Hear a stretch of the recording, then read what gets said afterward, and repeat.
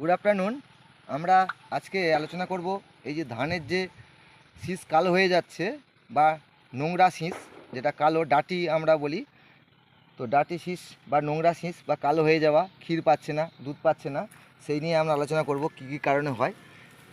তিনটে কারণে এই কিন্তু আমরা নোংরা শীষ বা কালো শীষ দেখি। এই দেখুন, এইটায় শীষ কিন্তু কালো হয়ে গেছে, এটা কিন্তু ক্ষীর পায়নি।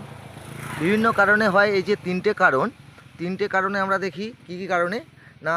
আমরা যদি আলোচনা করি বুঝতে পারবো যে এই যে বিএলবির অ্যাটাক যদি প্রচুর পরিমাণে থাকে তাহলে কিন্তু আমার শীষেও কিন্তু কালো হয়।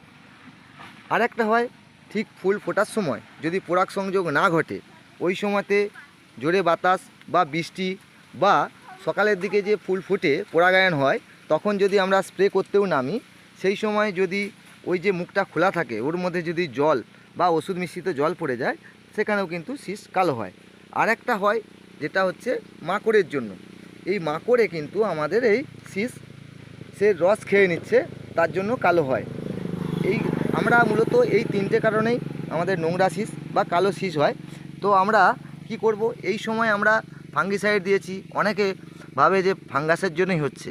এই যে ফাঙ্গিসাইড দিয়েছি তা সত্ত্বেও কিন্তু কালো শীষ হচ্ছে, কারণ আমরা আলোচনা করলাম যে অনেক সময় বিএলবি যে রোগ তার জন্য কিন্তু হয়। এই জন্য আমরা যখন ফাঙ্গিসাইড দেবো, এই সময় শীষ বেরোবার আগে যে সমস্ত ফাঙ্গিসাইড দিই তার সঙ্গে যে কোনো মাইসিন, যদি আমরা ভ্যালিডামাইসিন বা কাসুকামাইসিন দিই প্রতি লিটার 2 ml, বা যে কোনো স্টেপটোসাইক্লিন যদি দিই আমরা এই যে 6 গ্রামের পাতা 3 ট্যাঙ্কি যে কোনো ফাঙ্গিসাইডের সঙ্গে মিশিয়ে দেবো। আর যদি আমরা দেখি মাকড়ের জন্য আমরা কি করে বুঝবো, যদি আমরা এই যে শীষটাকে দেখি, যদি ঝাড়ি মোবাইলে কালো অংশ স্কিনে যদি আমরা ঝাড়ি, দেখব খুব ছোট্ট ছোট্ট মাকড় রয়েছে, তারা কিন্তু রস খেয়ে নেয়, সেই জন্য হয়। তাহলে এই জন্য আমরা যে কোনো মাকড়নাশক, সেই মাকড়নাশক যদি আমরা স্প্রে করি তাহলেও কিন্তু আমরা রক্ষা করতে পারবো।